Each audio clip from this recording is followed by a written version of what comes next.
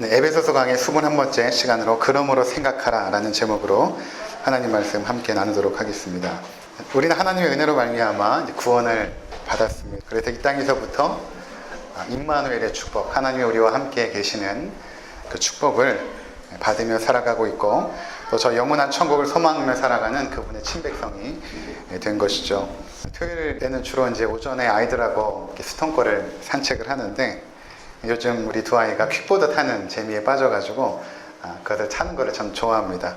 어제는 그것을 타고 이제 한참 산에 올라가다가 뒤돌아서 엄마 아빠에게 달려오는 것이죠. 그런데 그 모습을 보니까 뒤에 없이 밝고 행복해 보이고 기쁨이 가득한 그런 모습이었습니다.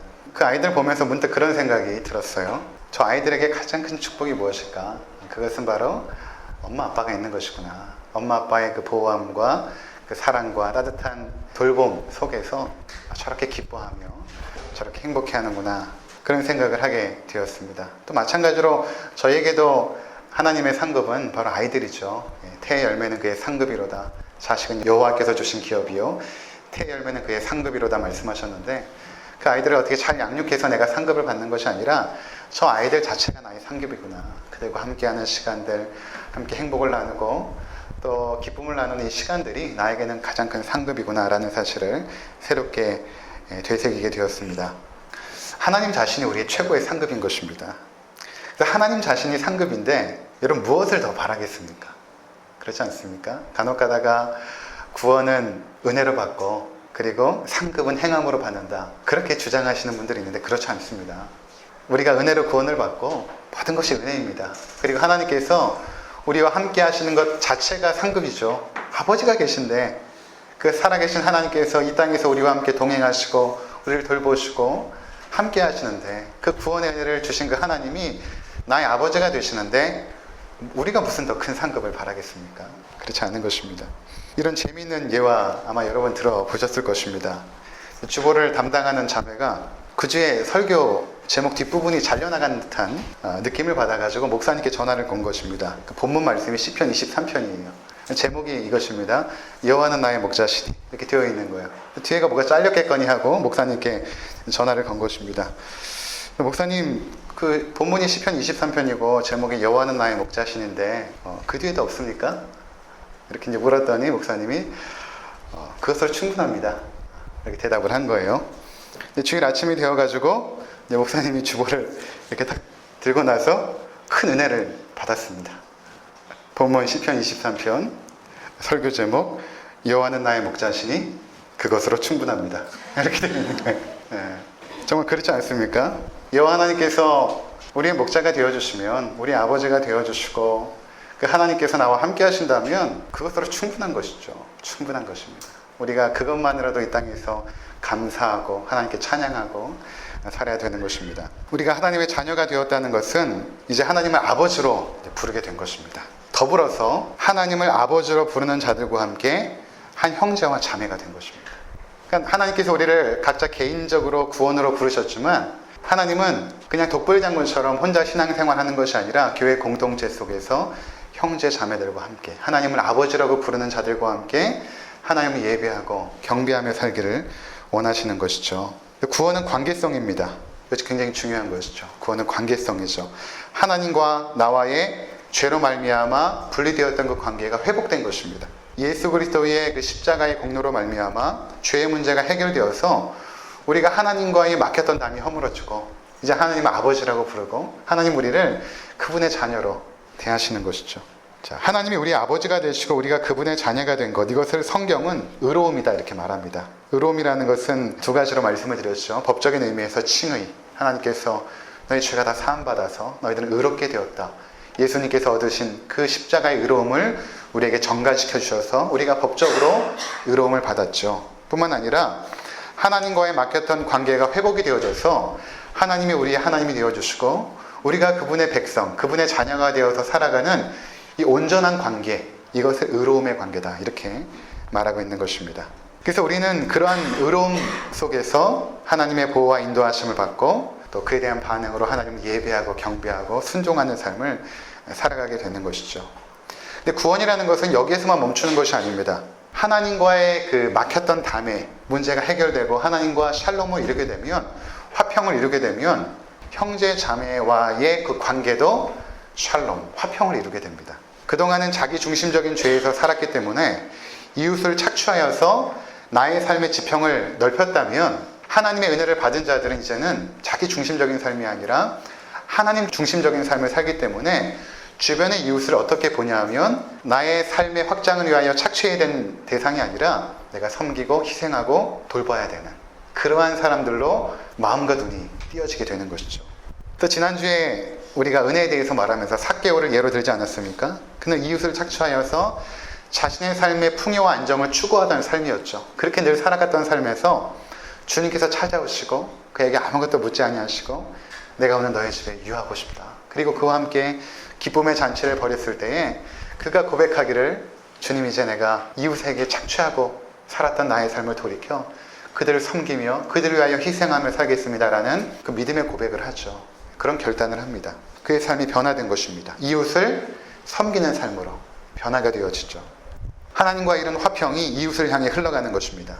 그래서 에베소서 2장 그 후반절에 보면 우리가 은혜로 말미암아 구원을 받은 그 개인적인 구원의 감격이 여기서 멈추는 것이 아니라 이제는 너희가 공동체를 향하여서 그 은혜의 사랑이, 그 은혜의 감격이 흘러가야 된다라는 차원으로서 말씀을 하고 있는 것입니다. 먼저 여러분 그 2장 19절에 보면, 그러므로 이제부터 너희는 외인도 아니요 나그네도 아니요 오직 성도들과 동일한 시민이요 하나님의 권속이라. 여기서 이 권속이라는 그 단어를 찾아보니까 이 원어로 오이코스 이렇게 말합니다. 이 오이코스라는 단어는 가족이라는 의미거든요. 너희가 하나님의 가족이다 이렇게 말하는 것입니다. 그러니까 우리가 하나님의 은혜로 말미암아 구원을 받았다면 개인적인 부르심으로 구원을 얻어서 가족으로, 하나님의 가족으로 소속이 되어진다는 것입니다. 이것을 잘 이해해야 되는 것입니다. 그러니까 작게는 우리가 여기 모인 그 지역교회 공동체, 기쁜 우리 교회라는 이 지역교회 공동체의 가족이 된 것이고, 또 넓게로는 세계 곳곳에 흩어져서 하나님을 예배하고 경배하며 아버지라고 부르는 그 사람들과 함께 우리는 가족이 되어진 것입니다. 그래서 오늘 읽진 않았지만 2장 22절에 보면 뭐라고 말하냐면 그 마지막 부분에 그리스도 예수 안에서 함께 지어져 가느니라 이렇게 말하죠. 함께 지어져 가느니라. 하나님의 집으로서, 하나님의 처소로서 하나님의 임재가 거하는 그분의 교회, 그분의 처소로서 너희가 함께 지어져 간다. 중요한 단어가 함께입니다. 너 혼자 이렇게 믿음으로 지어져 가는 집이 아니라 교회 공동체 안에서 너희가 함께 지어져 간다 라고 말하고 있는 것입니다.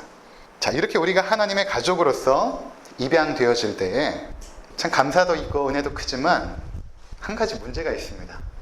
그 문제가 뭐냐면 우리 안에 다 연약함과 허물과 죄성이 있다라는 것이죠. 구원받아 하나님의 자녀가 되었지만 여전히 우리 안에는 그 죄악된 쓴뿌리들, 그 죄악의 습관들, 그 연약함들, 허물들, 이것들이 남아 있습니다. 우리가 기쁜 우리 교회 공동체로 이렇게 모였지만 우리 각자 안에 그러한 것들이 다 있습니다. 그래서 서로를 오해하기도 하고 또 상처를 주기도 하고 또 상처를 받는 일들이 생길 수밖에 없습니다. 그것이 없을 수가 없죠. 우리가 지상교회에 대한 환상을 깨야 됩니다. 교회는 착한 천사들이 모인 공동체가 아닙니다. 죄인들이 모인 공동체죠. 그래서 갈등과 상처와 오해들은 늘 있기 마련입니다. 이것을 인정하는 것이 중요합니다. 내 자신만 해도 그렇지 않습니까? 내가 속한 가정 안에서 나 때문에 우리 가족들이 힘들어 하잖아요. 그렇죠? 마찬가지입니다. 그런 내가 교회 안에 들어왔기 때문에 나 때문에 주변 사람이 힘들어할 수 있고 또 상대방 때문에 나 또한 힘들어할 수 있는 그러한 공동체로 우리는 모였다라는 것입니다. 우리가 어느 정도 적당한 거리를 두고 교제하니까 그렇지 그냥 그런 것 없이 마냥 친밀해지기만 한다면 실망하고 오해하고 갈등하는 일들은 더 많이 일어날 것입니다. 자, 그래서 우리가 하나님께로부터 받은 그 은혜가 이웃에게 흘러가기 위해서 우리 주변 형제 자매들과 함께 그 은혜를 나누기 위해서 먼저 알아야 될 것이 있는데 오늘 그것을 말하고자 하는 것입니다. 그러므로 생각하라. 너희가 은혜 받아서 하나님의 자녀가 됐고 그리고 너희가 하나님의 걸작품인데 그 충만한 은혜를 받은 거기에서 머물지 말고 너희가 반드시 생각해야 된다. 11절에 그러므로 생각하라 라는 이 단어는 푸네모뉴오라고 말하는데 기억하라, 명심하라 라는 의미입니다. 영어 성경으로는 NIV는 remember로 번역을 했는데 기억해야 된다, 해야 된다, 명심해야 된다 라는 의미입니다. 은혜를 받았느냐? 근데 너희들은 명심해야 된다. 무엇을 명심해야 되는가? 11절에 보니까 너희가 이방인이었다. 이방인이라는 것은 하나님의 약속 바깥에 있었던 사람들이다. 하나님과 전혀 관계 없었던 사람들이다. 12절에는 그리스도 밖에 있었던 사람들이다. 그리스도와는 아무런 관계가 없었던 사람들이었다. 그리고 이스라엘 나라 밖의 사람이라. 하나님의 백성이 아니었다라는 것입니다. 약속의 언약에 대하여는 외인이요. 하나님의 약속 밖에 있었던 사람들이었던 것이죠. 그리고 세상에서 소망이 없었던 자들이다. 뿐만 아니라 하나님도 없었던 자다. 세상의 쾌락과 나의 유익과 욕망을 따라가서 그것이 나의 소망인 양 살아갔던 자들. 그리고 하나님조차도 우리가 무시하고 살았던 자들. 그러한 자들이 너희였음을 너희는 명심하고 기억하고 생각해야 된다라고 말하고 있는 것입니다. 예루살렘에 가면 유대인들의 순환사를 재현해 놓은 야드바셈이라는 역사 박물관이 있습니다. 규모는 좀 작지만 막상 들어갔다 나오는 사람마다 눈물을 흘리지 않는 사람이 없다고 합니다. 눈물 없이 관람할 수 없을 만큼 그 당시에 이제 유대인들이 겪었던 그 순환사를 잘 전시해 놓은 그런 박물관입니다. 그리고 그 전시장 맨 끝에 보면 이런 글귀가 이렇게 쓰여져 있는데 뭐라고 쓰여 있냐면 그들을 용서해 주자. 그러나 잊지는 말자. 유대인들은 히틀러에게 600만 명이 학살을 당했죠. 그러면서 그들은 600만 그루의 소나무를 심으면서 눈물로 그때의 그 고통과 아픔을 잊지 않으려고 발버둥치고 있습니다. 후손들에게 늘 가르치죠. 너희가 그들을 용서해야 된다. 그러나 잊지는 말라. 잊지는 말라. 나라의 치욕적인 역사를 잊지 않는 것도 중요하지만 우리가 개인이 가지고 있었던 그 역사적인 과거들을 기억하는 것도 생각하는 것도 잊지 않는 것도 굉장히 중요한 것입니다. 하나님의 은혜를 누리면서도 결코 잃지 말아야 될 것은 내가 과거에 어떠한 죄인이었는가, 내가 얼마만큼 하나님 앞에서 부족하고 연약하고 허물 많은 죄인이었는가를 너희들은 잊지 말라 말씀하시는 것입니다. 이것은 과거의 실수나 죄악에 집착하는 의미가 아닙니다. 당연히 우리는 그 모든 것으로부터 용서를 받았죠. 그래서 미래를 향해 나가는 그런 진취적인 하나님의 백성입니다. 그러나 우리는 내가 어떠한 자였는지는 잊지 말아야 되는 것입니다. 왜냐하면 내가 잘나서 구원받은 것이 아니기 때문에 그런 것이죠. 신명기 15장 15절에 이렇게 말씀합니다. 너는 애굽 땅에서 종 되었던 것과 내 하나님 여호와께서 너를 속량하셨음을 기억하라. 그것으로 말미암아 내가 오늘 이같이 내게 명하노라. 이 말씀은 이제 하나님께서 이스라엘 백성을 애굽에서 출애굽하고 이제 그들의 후손들이 가나안 땅에 들어가기 전에 그들에게 명하신 말씀입니다. 너희가 애굽 땅에서 종 되었을 때에 그때 어떠했는지를 너희가 기억하라. 잊으면 안 된다. 그러면서 하나님께서는 그들에게 몇 가지를 명하십니다. 그러니까 이 과거에 구원받기 전의 상태를 기억하라 라는 이 말씀이 어떠한 배경에서 주어지고 있냐면 너희가 가나안 땅에 들어가서 매 7년마다 면제년이 있을 텐데 그 면제년에 너희의 종이 있다면 해방시켜주고 그 종들이 해방시켜줄 때 좀 힘들고 돈이 없고 가난하면 너희가 그들에게 후히 주라. 충분히 쓸 것들을 주어서 그들을 해방시켜라. 그리고 너희 동족 중에 가난한 자들이 있으면 그들을 충분히 도와주라. 이런 말씀의 맥락 안에서 어떤 말씀을 하시냐면 너희 과거에 너희가 구원받기 전에 어떠했는지를 기억해라. 잊지 말라. 이렇게 말씀하십니다. 그러니까 어떤 의미가 있냐면 너희가 형제 자매를 대할 때에 너희가 구원받기 전에 어떠한 상태였는지를 기억하는 것은 굉장히 중요하고 뿐만 아니라 하나님 나라의 백성으로서 윤리적인 삶을 살아갈 때에 너희가 어떠한 존재인지를 잊어버리지 않는 것은 굉장히 중요한 것이다 라고 말씀하시는 것입니다. 아파본 사람이 아픈 사람의 마음의 심정을 압니다. 경제적으로 어려움을 당해봤던 사람이 주변에 돈 없이 힘들어하는 사람들의 그 마음을 헤아려서 돕죠. 부유한 사람들이 가난한 사람을 돕지 않습니다. 잘 보시면 대부분 그들의 어려움 형편을 이해하고 함께 아파해주는 사람들이 돕죠. 마찬가지로 우리가 죄악된 그 비참함에서 건짐을 받았을 때 그 어떠한 비참함 속에 있었는지를 너희가 기억하는 것은 너희가 형제 자매를 대하고 하나님 나라의 공동체를 세워나가고 뿐만 아니라 이 땅에서 윤리적인 삶을 살아갈 때에 굉장히 중요한 것이다 라고 말씀하고 있는 것입니다. 이러한 그 기억, 내가 어떠한 죄인이었는지를 기억하는 것이 우리에게 몇 가지 유익을 주는데 첫 번째로는 나의 존귀함뿐만 아니라 이웃의 존귀함을 알게 합니다. 이러한 기억들은 나의 존귀함, 내가 어떠한 형편에서 구원을 받았으며 나를 위하여 십자가를 지신 예수 그리스도의 보혈의 공로로 하나님 자녀가 된 그 나의 존귀함, 그것을 내가 깨달을 때에 우리 주변의 형제 자매들의 존귀함에 눈을 뜨게 되죠. 나도 이렇게 존귀한데 저분 얼마만큼 존귀한가. 이것을 깨닫게 되는 것입니다. 지난 금요일에 은퇴하신 한 목사님께서 제게 전화를 주셨어요. 지난 화요일에 시차례 모임이 있어서 이 수도권에 계신 9분의 목사님이 저에게 오셔서 함께 교제하고 예배드리고 회의도 하고 또 식사도 나누고 참 즐거운 시간을 보내고 돌아가셨는데, 은퇴하신 목사님 계세요. 저희 아버지와도 이제 친분이 있으셨던 분이십니다. 재작년에 이제 은퇴를 하신 것이죠. 네, 아들 같은 이제 목사가 이제 교회를 개척하고 또 교회도 성장하고 이렇게 예쁘게 확장되어진 게 너무 마음에 흡족하셨나 봐요. 계속 기뻐하시고 또 성심당 제과점을 갔는데 기분이 너무 좋으셔가지고 빵을 다 사라고, 내가 오늘 쏘겠다고 막 그러시고 그러셨는데, 이분이 금요일날 이제 전화하셔가지고 어떤 말씀 하시냐면, 여러 가지 이야기 중에 이제 마지막으로 저한테 당부하셨던 말씀이 그겁니다. 신 목사님, 성도들을 성심껏 섬기세요. 그 말씀 하십니다. 성도들을 성심껏 섬기세요. 성도들은 하나님의 자녀들입니다. 그리고 우리들은 하나님의 종입니다. 종이 주인의 자녀를 섬기는 것입니다. 그렇게 말씀하시는데 정말 마음에 와닿았어요. 아, 그래. 주의 종이 주의 자녀들을 섬기는 것이지. 그리고 종은 섬기는 자로 있는 것이죠. 오늘날 주의 종 하면 뭔가 대접받는 그런 이미지가 강한데 대단히 잘못된 것이죠. 종은 존귀한 하나님의 자녀들을 섬기는 자리에 있는 것이죠.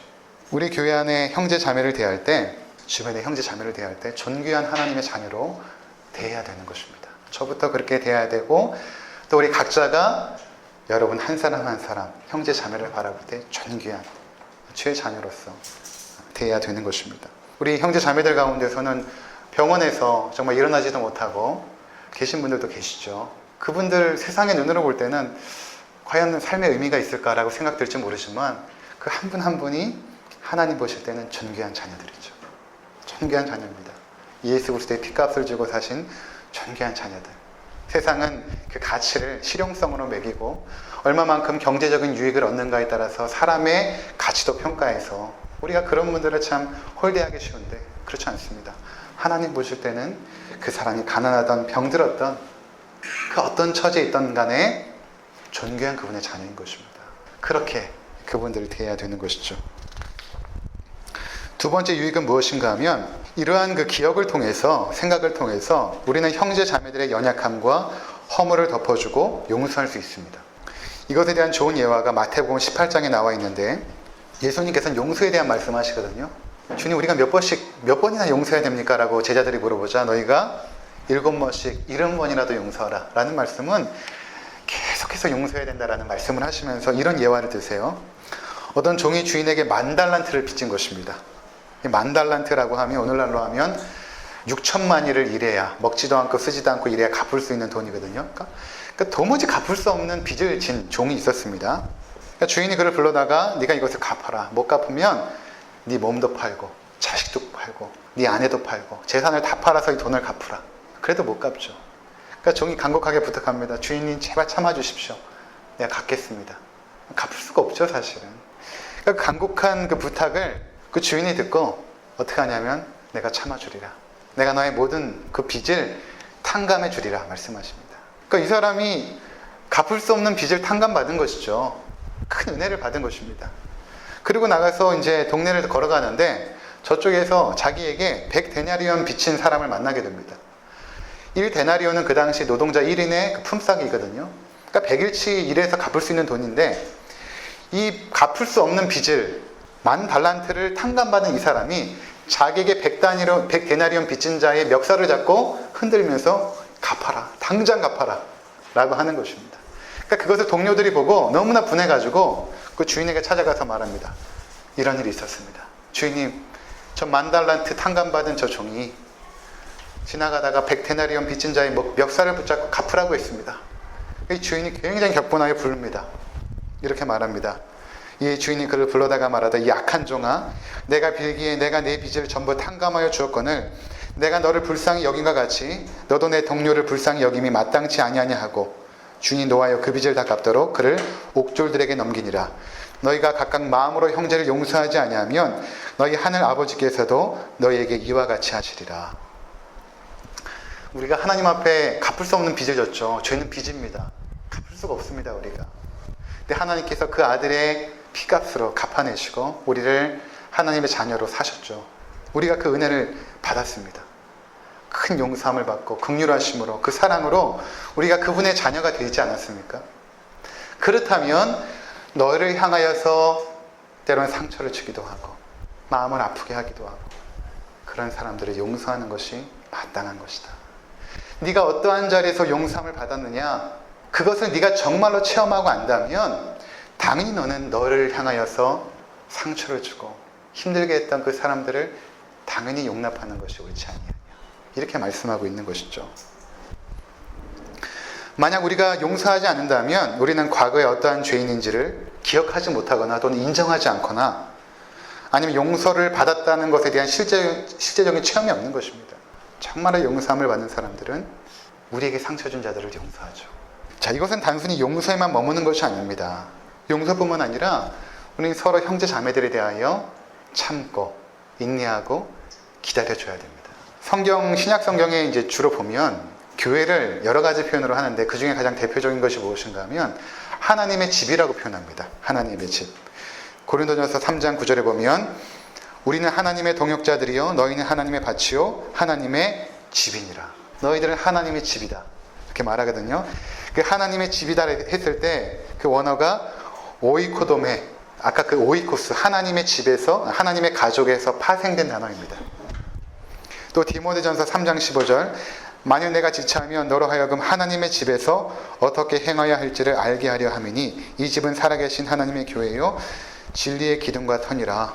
너희가 하나님의 집이다, 이렇게 말씀하십니다. 히브리서 3장 6절에도 그리스도는 하나님의 집을 맡은 아들로서 그와 같이 하셨으니 우리가 소망의 확신과 자랑을 끝까지 굳게 잡고 있으면 우리는 그의 집이라. 여기서 하나님의 집이라고 할 때 그 집이 대부분 쓰인 단어가 오이코스입니다. 가족이라는 개념이에요. 교회는 하나님의 가족이다 라고 말합니다. 하나님의 집이고 하나님의 가족이다. 교회 공동체를 우리가 가족 개념으로 보는 것이 굉장히 중요한 것입니다. 교회 공동체를 가족 개념으로. 여러분, 가족을 대할 때 어떻게 대하십니까? 좋은 때도 있지만 갈등하고 싸울 때도 있죠. 서로의 다름으로 인해서 갈등하고 연약감 때문에 상처를 줄 때가 있습니다. 내가 상처를 주기도 하지만 받기도 하죠. 그런데 어떻습니까? 가족이니까 허물은 있으면 덮고 연약함이 있으면 감춰주고 그렇게 가족으로서 살아갑니다. 그게 가족인 것입니다. 가족이 서로 갈등하고 싸웠다고 갈라서지 않죠. 다시 어떻게든 회복합니다. 용서를 구하고 또 용서를 하고 그런 과정 속에서 가족이 점점 하나가 되어져 가지 않습니까? 하나님의 가족도 마찬가지입니다. 성도들도 마찬가지입니다. 교회 공동체로 하나님의 오이코스로 부름을 받았다면 우리 안에 갈등이 있고 상처를 주고 실망하는 일들은 당연히 생길 수밖에 없죠. 그때마다 용서를 구하고 또 용서해주고 그러면서 회복되어져서 우리가 서로가 더 하나로 든든하게 세워져 간다는 것입니다. 에베소 2장 22절에 너희도 성령 안에서 하나님이 거하실 처소가 되기 위하여 그리스도 예수 안에서 함께 지어져 가느니라. 이 집이 완성되지 않았습니다, 여러분. 이 하나님의 오이코스가 완성된 것이 아니라 지어져 가고 있습니다. 한마디로 공사 중입니다. 여러분, 공사 중인 그 집들을 보면 더럽고 지저분하고, 그렇죠? 더럽고 지저분합니다. 그러니까 이 땅의 지상교회가 그럴 수밖에 없죠. 때론 지저분하죠. 때론 더럽기도 합니다. 공사 중입니다. 함께 지어져 가고 있습니다. 그래서 우리가 이해해야 되는 것입니다. 지금은 조금 더럽고 지저분해도 하나님께서 지으신 이 집은 반드시 완공이 됩니다. 하나님께서 세워가기 때문에. 우리가 여기 인테리어 할 때 처음에 얼마나 지저분하고 이 공사 장비들 막 시끄럽고 한 달 만에 이렇게 아름다운 예배당이 세워졌거든요. 마찬가지입니다. 하나님께서 우리 각자를 지금 공사에 나가고 있습니다. 여러분 한 사람 한 사람을 공사에 나가고 있습니다. 그러면서 한 사람 한 사람이 믿음으로 세워주고 우리 공동체도 하나님의 오이코스, 집으로서, 가족으로서 든든하게 세워주고 있는 것입니다. 그래서 여러분 실망하더라도 다시 회복하셔야 되는 것입니다. 우리가 형제 자매를 향하여서 이해해야 되고 기다려주고 참아주고 인내해야 되는 것입니다. 내 자신이 연약하기 때문에 그런 것입니다. 세 번째, 우리의 죄악됨을 기억해야 되는 것은 우리로 하여금 교만을 꺾고 겸손하게 합니다. 우리가 교만해지는 대부분의 이유는 내가 과거에 어떠한 죄인이었는지를 잊어버리기 때문에 그렇거든요. 그래서 그것을 기억함으로 우리는 겸손해지게 됩니다. 바로 엊그저께 이제 교회에서 이제 말씀 준비하고 있는데 저 오랜만에 뵙고 싶은 분을 배웠어요. 전에 함께 교제하셨던 분인데 지나가다가 들렸는데 마침 제가 있어가지고 만나서 참 기쁨의 신앙교제를 갖게 되었는데, 차를 마시면서 이렇게 여러 가지 대화를 하다가 그런 말씀을 하세요. 이분이 이제 원룸을 하나 운영하고 있는데, 한 방에 청년이 머무르는 그 취업 준비생인데 들어갔는데 그 방이 쓰레기통이 된 것입니다. 그냥 쓰레기가 아니라 방 가득 쓰레기로 찬 것입니다. 자기가 자는 침대 고기 조금 빼놓고 쓰레기 천진 거예요. 치우려고 노력은 한 것 같아요. 그러니까 비닐가 곳곳에 있는데 뭐 감당할 수 없을 정도로 쓰레기로 그냥 방을 채워놓은 것입니다. 그러니까 이분이 그냥 그것을 보는 순간 확 치밀어 오르더래요. 내조치까 어떻게 이렇게 집을 관리할 수 있지? 확 치밀어 오르는 그 화 속에서 하나님께서 어떤 마음을 주시냐면 이런 마음을 주시더랍니다. 내 마음이 이러하다. 네가 구원받기 전에 너의 영혼의 상태가 이렇게 쓰레기통 같았다 라는 마음을 확 주시더래요. 그러한 쓰레기 같은 그 속에서 살던 너를 내가 건져내었다. 그 마음을 이분이 받고 나서 그 학생에게 이러저러한 얘기 하지 않았답니다. 그리고 일하시는 분을 불러가지고 3일 동안 그것을 채웠답니다. 3일 동안. 그 인건비만 해도 얼마입니까? 하나님께서 이분에게 그 학생을 긍휼하게 바라보는 눈을 허락해 주신 것이죠. 그것이 어디서 나왔는가? 내가 얼마만큼 비참한 죄인이었는가를 기억함으로부터 그분을 향한 그 긍휼의 마음이 생긴 것입니다. 여러분, 이렇듯 우리가 어떠한 자리에서 은혜를 받았는가를 기억하는 것은 무척 중요합니다. 여러분들 어떠십니까? 행여 감사보다는 불평이 자리 잡고 있지 않습니까? 형제 자매의 허물이 자꾸 보이진 않습니까? 상처받은 일만 자꾸 떠오르지 않습니까? 우리 안에 감사가 사라지고 불평이 생길 때마다 우리는 기억해야 됩니다. 내가 은혜 받기 전에 어떠한 상태에 있었는가? 은혜 받기 전에 어떠한 상태에 있었는가?